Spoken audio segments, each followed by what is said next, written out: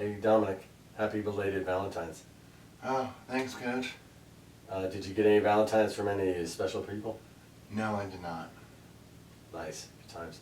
Hey, by the way, your mom asked me if I have seen the Dog Bowl. I told her I didn't even know they did that.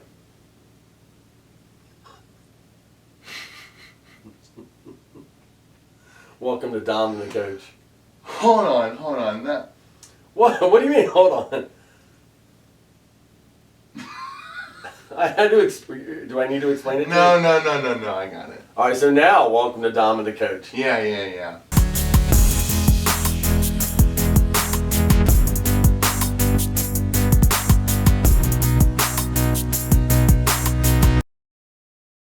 All right.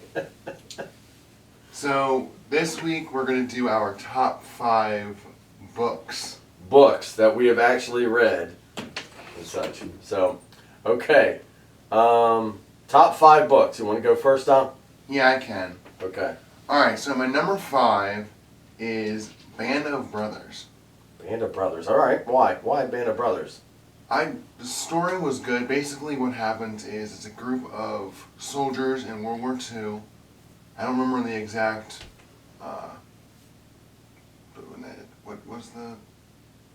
I'm not telling you. It's on your list. Okay, I don't remember their group name, but they called themselves the Band of Brothers by the end of the book, the end of the main story, I guess, of the book. And basically, they were just a group of soldiers that participated in D-Day, and it takes place from D-Day all the way until the end of the war, of just these groups of the group of soldiers that just their life experiences and just During the war. during the war, just everything they went through, the battles, losses, just everything that they felt. Great. Number 4. Unbroken. Great book. Great book. So essentially, I can do a better synopsis of this one. Hopefully. It's basically Louis Zamperini. He's I can't say the last name. All I know is his name is Louis. Okay. He was an Olympic track runner because he could run really fast, and so he wanted to do that. And he also came from a immigrant Italian family, Mm-hmm. and he gets into running, becomes very popular, but then he gets drafted in the war. Yeah. It was World War II, right? Yep. And so he became a pilot. Yep. And crash landed, or no, got shot down. I think they crash landed. Either crash landed or got shot down in the middle of the Atlantic. Pacific, my dude. Pacific, yes. You read this book, right? Yes. Okay. Twice, actually, I've read it now. Okay. And then he's on this raft for 40, no. I don't think it gave a specific. Yep, sure did. A long time he was on a raft. Yeah, a long time he was on the raft, and essentially he's on there with his other crewmates. One of them ends up dying, sadly. Yep. And they end up in Japan, and they get captured by the Japanese, and then they just get tortured, and it's just a story of how he overcame that. Yep. And he makes a deal with God that if he gets out of this, he'll follow him the rest of his life. Yep. And that, not going to ruin the story, but Well, you've done it so far. okay, that happens. He ends up forgiving his captors. He actually ends up going to Japan, and he never forgave the one guy because they never found him, but the bird. Right. But he did forgive everyone else. Right. He gave a formal apology to Japan, or forgave Japan for what, not a formal apology. I don't know what I'm talking about. Maybe you should give them a formal apology for your last 2 descriptions of your books. All right, Dom, ready? Number 3. Maze Runner, the first one. First one. Yes. Okay. Okay, so what happens in this book is this kid named Thomas wakes up in a box that's moving, He doesn't realize it yet. But then he ends up in this glade, as this kid calls it, when he welcomes them to this. And essentially he's trapped in a maze. And it's just, none of them remember anything about their past. They just showed up there. Yes. Okay. Each month, a new person shows up. All right. Started out with a group of 40 boys. Oh no, there's only boys. No girls in this maze. Lame. Very lame. Okay. More on that later, actually. And so Thomas wakes up, meets Minho, Albie, Newt, Gally, all the guys, and essentially, I'm glad you know their names, because you couldn't remember the names of the other people in the other books. okay. Okay. Maze Runner 1. Okay, so all these guys, and they do something. They run in a maze. No. Oh. So there's an order established where they have these rules. Number one rule is you cannot go out in the maze. Okay. There's other jobs. Do we need to know all this? No. Great. Long story short, Thomas ends up getting through the maze. They end up escaping, just to be captured again by the same people known as Wicked. Wicked. Great. Good movie. No, good good Broadway play. All right, number 2. All right, this is a good one. This is going to be Fever Code. Fever Code. I'm not aware of this one. It's the prequel to the first Maze Runner book. Okay. So, Wait a second. How many Maze Runner books are there? Maze Runner, Scorched Straws, Death Cure, Maze Cutter, Godhead Complex, and Crank Palace. And then there's also Kill Order and Fever Code. Okay. Great. I'm a dork, there's 7. That's all right. I mean, there's 14 seconds of my life I can't have back. Okay, go ahead with number. You said, what is it? Fever Code? Fever Code. Fever Code. That's number 2. All right, Yes. go ahead. So, plot twist, Thomas, the kid I mentioned in the previous book, actually created the maze. But he didn't know that. Correct. Okay, because it's This a is- prequel. Yes. All So right. basically, when he was 5 years old, oh, actually no, I need to recap. Sun flares devastated the Earth. Got it. Then this organization formed Wicked, World in Catastrophe Kill Zone Department. Great. I'm a dork for knowing that. You read the book. You should know this. Yeah, that's true. Shout out to my cousin who loves these books and actually introduced them to me. I'm not going to give her name. Great. Thank you, cousin. Actually, my niece. Come on, man. And so they decided to create this virus called the Flare. Got it. And it basically, you just turn into like this zombie thing. Great. It's kind of creepy. So that's the prequel to the Maze Runner, and that's your number 2 favorite book. Well, and I'm done with the synopsis. We can be done. Okay, long story short, Thomas and Teresa create the maze. They grew up in Wicked, but then they get betrayed at the end because Thomas was devastated about how the boys in the glade were being treated. Got it. And so he got So- thrown into it. Well, he wanted to go in. Him and Teresa were supposed to go in, memories intact, and they were going to save them and then go off in Alaska. So this all takes place in Alaska. Great. They were going to go off and escape Wicked. Long story short, that doesn't happen. He gets drugged, thrown into the maze, memories wiped, and it picks off right where the first book starts. Great. Okay. I'm seeing a pattern, but let's go with your number 1. Okay, my number 1 is the 3rd book in the series. I can give a brief description of the 2nd one, but it was so bad I'm not going to. Please just go with your number 1 book. Okay. The Death Cure follows... Worst segment ever. Go ahead. The 3rd book follows the story of the first one and the 2nd one. Not even going to talk about the 2nd one. It was so bad. Come on, man. Get to Okay. it. Essentially, Thomas wakes up in this room, again captured by Wicked. They want to escape. but they were told that they're going to get their memories back. But Thomas knew, because he already got some of his memories back through the events of the first book. And so he was like, absolutely not. This is a trick. We don't want our memories back. We're glad creating the new ones that we have now. And so basically they just all band together and they escape and they go off to... Neverland? No. Denver. Denver! Good. Yes. Denver. The last city on Earth Oh, that's Denver. populated. And Okay. so they find this guy named Hans who takes out their chip that allows Wicket to track them. Alright. And then, but they end up finding him anyway because there's this one guy, Hans, who wants to destroy Wicket, but Thomas is their only way getting in because Wicket wants him back because they want his brain to find the cure. But then Newt also has the flare, and he ends up going crazy. Thomas has to kill him, sadly.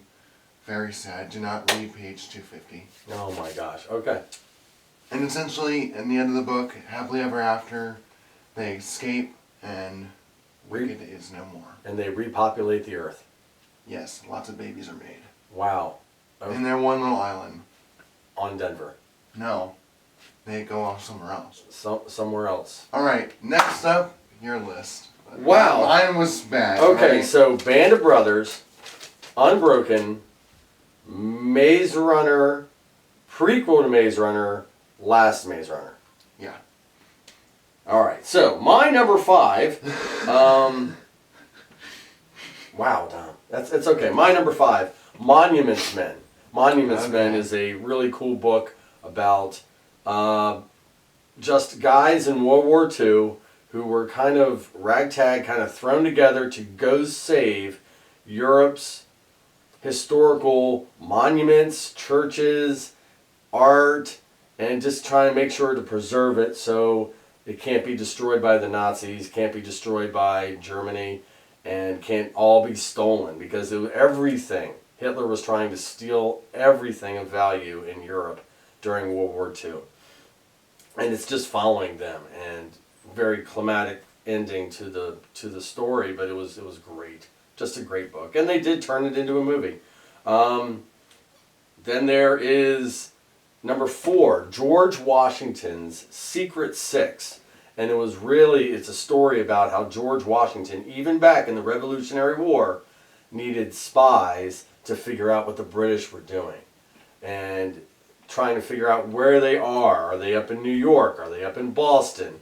Where are they moving to? What's their plan? Where's their ammunition? And so it just kind of follows the secret spies. And, the 6 of them, there were some women, there were some men, and just kind of following their interactions and how they were able to spy on the British while intermingling with the British to get back to George Washington. Very, very cool. And they actually turned that book into a TV show called Turn. That was on, I believe, AMC for a while. Number 3, they haven't made into a movie, but it's Quiet Strength. And it's written by Tony Dungy, who is a former Super Bowl winning head coach. He won with the Indianapolis Colts. And just kind of following his story, how he grew up, how he became a football player, and then as he became a coach, and then eventually a head coach, and his family, and moments of tragedy he had in his life, and moments of amazingness he had in his life.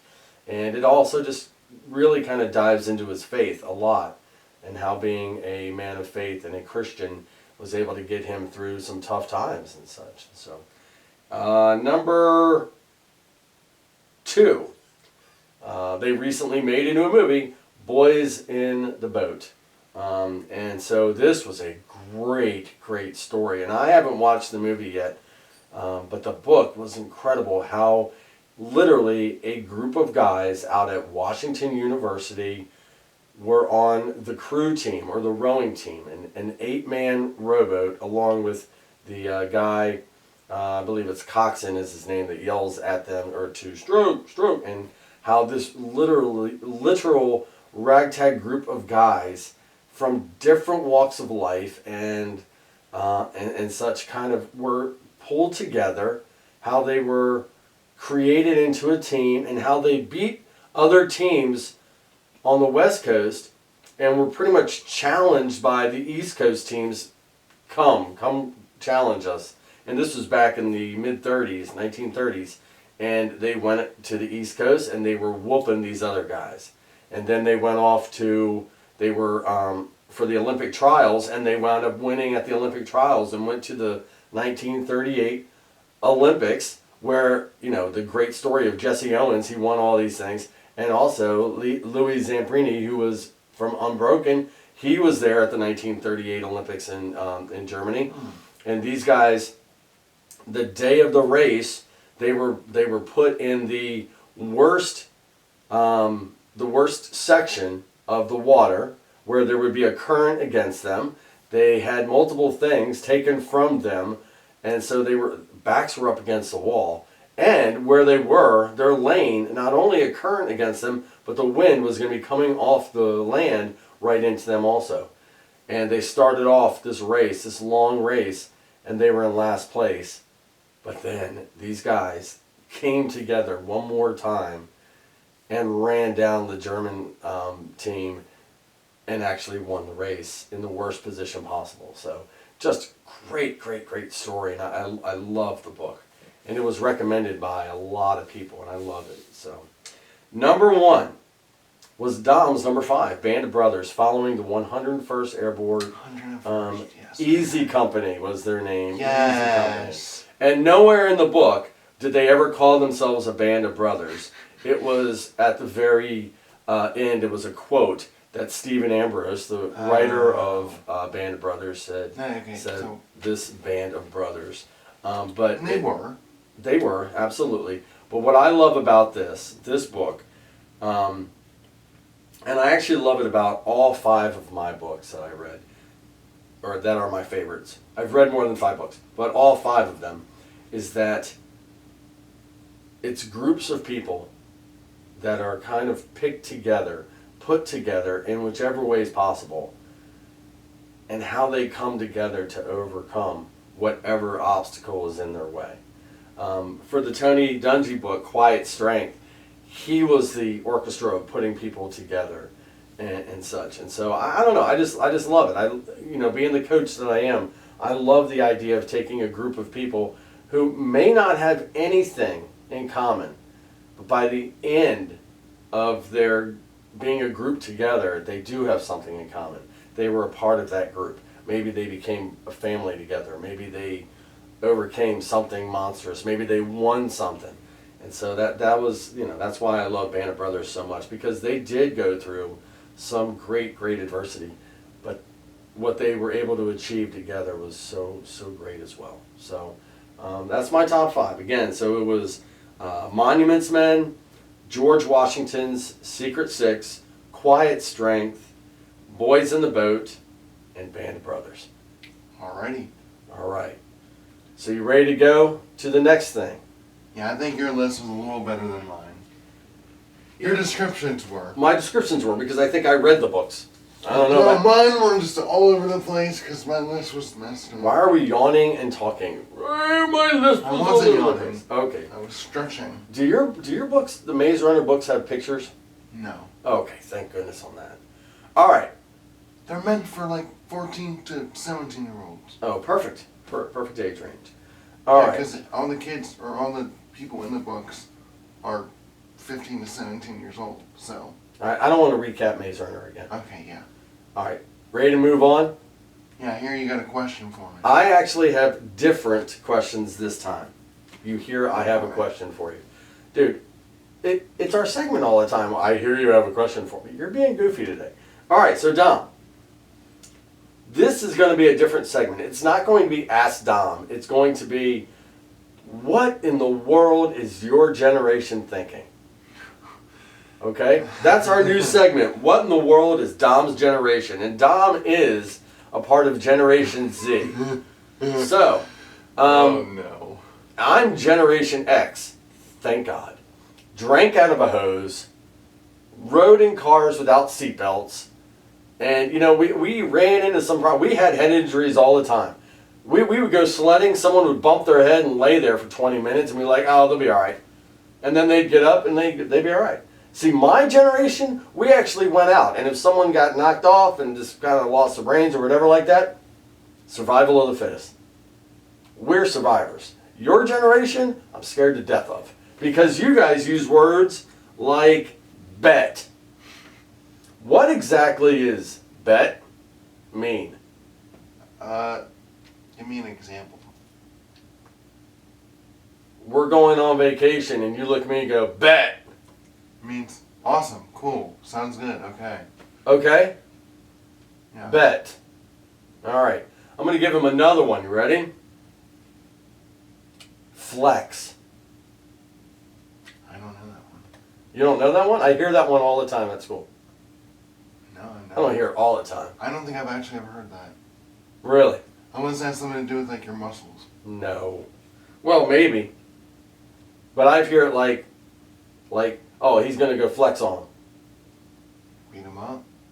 Show off, Dom. Show off. Flex means show Yeah, off. I've never heard that. Why not just say show off?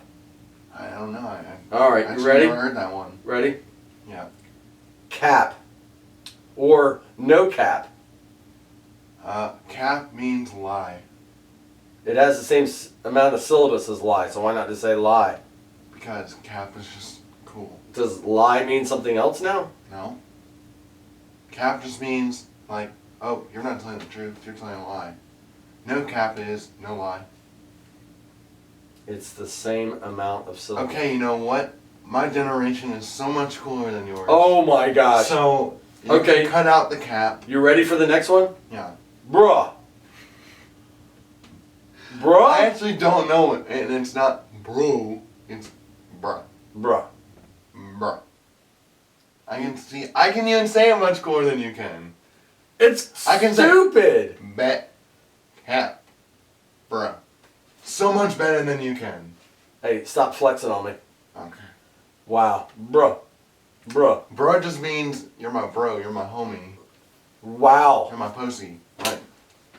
You're I- what? How do you say it? Bruh? No. Posty? I've never heard that Posse. Posse. one. Wow. Wow. Posty. All right, bruh. Okay, and then the last one.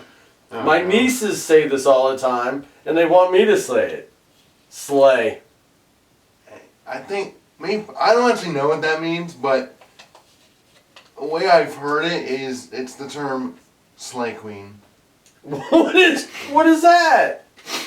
Like, I don't know. Honestly, All right, so I still don't know. I drew a blank on that one. I say it sometimes. well, I'm so glad that I looked it up. Slay is like approval. But dude, if you don't know, It doesn't mean like cool. I would think it means like yeah, cool. like okay, hey, that's cool. You approve of you're it. slay. Like I would never say it. No, it's more I like haven't said it. it's more in a like while. that is slay, or Right. slay. Just say it is slay, right? You can just say cool. Like that I get. So Dom, if you don't understand what you're saying, should you really be saying it? No, but okay. That's my coaching moment of the day for you. All right. Alright. Okay, so we're going to come back to this. I'm going to ask more questions of your generation because I don't get it. Alright. All right. Oh, by the way, why you guys say boy instead of boy? I have no idea. Really? Okay. Good. Well, I'm glad you don't know because I don't know either. Do you have anything else you want to add? No. Okay. Well, as always, we really, really appreciate everybody who has been listening and following along and subscribing and following us on Spotify. And I'm going to ask, as you always do, please leave comments in the section below and like, subscribe, tell your friends, tell your family about this. And also, tell my generation about this too. And maybe they can learn a little bit from this new generation that's going to be leading us someday. What a scary thought that is. Alright, keep reminding me. Keep I have reminding 10 me. days. 10 days until you're 18, right? Yeah. Wow, way to throw in your early birthday. We are not accepting gifts for Dominic. So, all right, look. That's Cap. Oh my gosh. All right. Well, Dom, I appreciate, as always. Bet. Wow. See ya.